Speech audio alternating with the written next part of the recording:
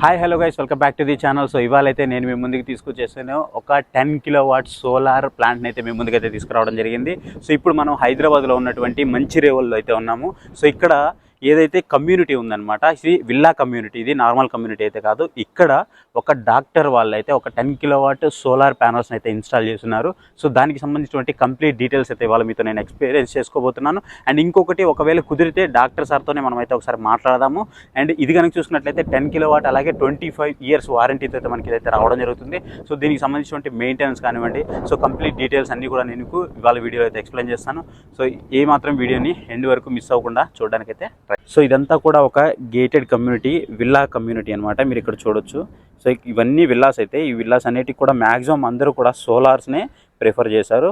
మీకు అక్కడ ఒక 2 అయితే చూపించాను, ఇక్కడ ఒక 3 అయితే ఉన్నాయి, అండ్ మళ్ళీ బ్యాక్ సైడ్ ఒక 2 అయితే ఉన్నాయన్నమాట. చూడండి, సో మొత్తం విల్లాస్లో ఉన్న వాళ్ళందరూ కూడా సో ఆల్మోస్ట్ సోలార్నే ప్రిఫర్ చేశారు. ఎందుకు అంటే, సో విల్లాస్లో అంటే మనకి ఎక్కువ కరెంట్ అయితే ఖర్చు అవుతూ ఉంటుంది అనమాట. సో ఈ కరెంట్ ఖర్చు నుండి తప్పించుకోవాలంటే ఖచ్చితంగా మనకి సోలార్ అనేది ఒక మార్గం కాబట్టి, సో ఈ సోలార్ని అయితే చాలామంది కూడా ఇన్స్టాల్ చేశారు. సో ఇక మనం ఏమాత్రం ఆలోచన చేయకుండా మన సోలార్ ప్లాంట్ గురించి అయితే ఎక్స్ప్లెయిన్ చేసుకుందాం.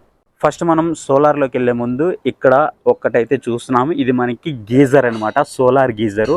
ర్యాకోల్డ్ ఒమేగా మ్యాక్స్ 83 అనేటువంటి ఒక సోలార్ గీజర్ అనమాట. 2 ప్యానల్స్తో దీన్ని అయితే మనకి తీసుకొచ్చారు. సో ఆల్మోస్ట్ దీని యొక్క ట్యాంక్ కెపాసిటీ చూసుకున్నట్లయితే 150 నుంచి 200 లీటర్స్ వరకు ఉండే ఆస్కారం అయితే ఉంది. మ్యాక్సిమం 150 అయితే పక్కా ఉంటుంది.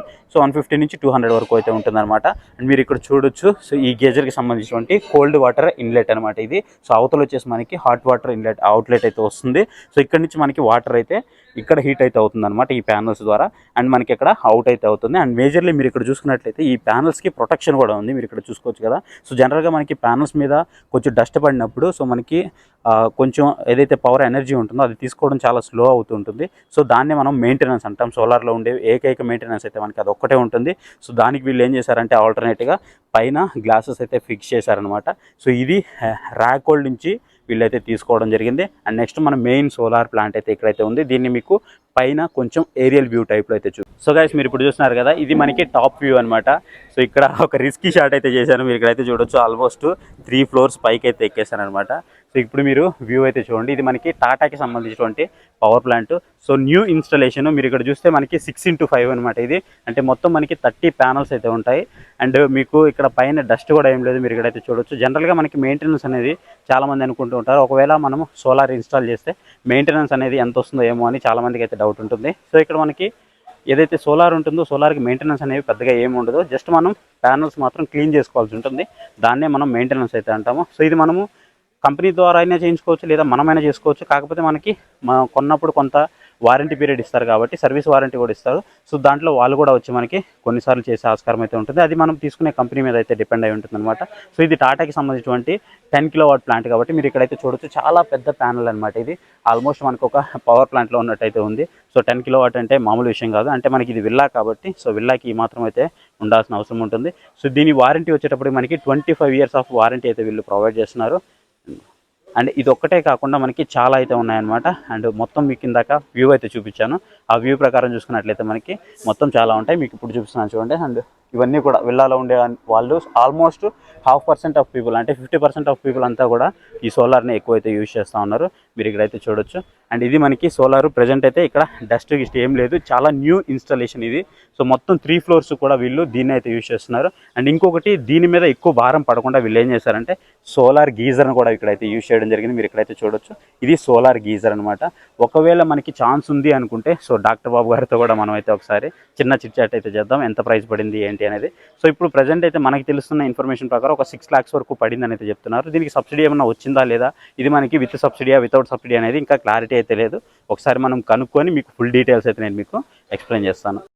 సో ఇక్కడ మనకి ప్యానల్స్ అయితే కనిపిస్తున్నాయి కదా, ఈ ప్యానల్కి సంబంధించినటువంటి అన్ని కేబుల్స్ అయితే ఒక దగ్గర అయితే కనెక్ట్ చేస్తారనమాట. మొత్తం కిందకైతే నెట్ మీటరింగ్ దగ్గరికి అయితే లాగేస్తారు. అసలు ఈ నెట్ మీటరింగ్ ఏంటి అంటే, సో ఏదైతే మనము సోలార్ ద్వారా ఎనర్జీ ఉత్పత్తి అవుతుందో సో దాన్ని మనం ఎంతవరకు యూజ్ చేసుకుంటున్నాం, అలాగే ఎంతవరకు బయటికి మిగిలింది ఎంత బయటికి వెళ్తుంది, ఒకవేళ సరిపోకపోతే ఎంత బయట నుంచి కరెంట్ మనం యూజ్ చేస్తున్నాం అనేది కూడా మొత్తం మనకి కింద నెట్ మీటరింగ్లోనే మనకి రికార్డ్ అవుతుంది అనమాట. దాన్ని బట్టి మనం పే చేయాలా లేదా గవర్నమెంట్ మనకి పే చేయాలా అనేది డిసైడ్ అవుతుంది. మనం ఇక్కడ కింద నుంచి కనుక చూసుకుంటే చూసుకున్నట్లయితే ఆల్మోస్ట్ ఒక ఫ్లోర్ డౌన్ నుంచి చూస్తే మనకి పైకి అయితే ఈ విధంగా కనిపిస్తుంటుంది సోలార్ ప్యానల్ అనేది. సో ఇక్కడ మనకి వెరీ టాప్లో పెట్టడం వల్ల చాలా ఈజీగా అయితే ఉంటుందన్నమాట. చాలామంది అనుకునే ఒక విషయం ఏంటి అంటే కేవలం ఎండ వస్తేనే సోలార్ ఎనర్జీ జనరేట్ అవుతుందని చాలామంది అయితే అనుకుంటూ ఉంటారు. బట్ అలా ఏం లేదు. సో కొంచెం మనకి విండ్తో వస్తున్నాయి, అలాగే కొంచెం లైట్ ఉన్నా సరిపోతుంది. కంప్లీట్ మనకి ఎండ ఉండాల్సిన అవసరం అయితే అస్సలు లేదు. ఇది ఒక చిన్న అపోహ మాత్రమే. సో ఎండ ఉంటేనే సోలార్ వస్తుంది అనేది. అండ్ ఇక్కడ చూసుకున్నట్లయితే మీకు అన్ని ప్యానల్స్ అనమాట, ఇవన్నీ కూడా 30 ప్యానల్స్. అండ్ వీటి యొక్క కాస్ట్ అరౌండ్ వచ్చేసి మనకి 7.5 lakh వరకు ఉంది. అండ్ ఇప్పుడు వచ్చేసి మనము సబ్సిడీ పోను మనకి 6 lakhs వరకు ప్రైస్ అయితే పడుతుంది. మన చేతిది 6 lakhs పడుతుంది అనమాట. అంటే 1.5 lakh వరకు మనకి గవర్నమెంట్ నుంచి అయితే సబ్సిడీ వస్తుంది. గైస్ యాక్చువల్లీ నెట్ మీటరింగ్కి సంబంధించినటువంటి వీడియో కూడా రికార్డ్ అయితే చేయడం జరిగింది. కాకపోతే దాని ఫుటేజ్ అనేది మిస్ అయిందనమాట. సో అందుకోసం నేను దాన్ని అయితే డిస్ప్లే చేయలేకపోతున్నాను. కొంచెం అర్థం చేసుకోండి.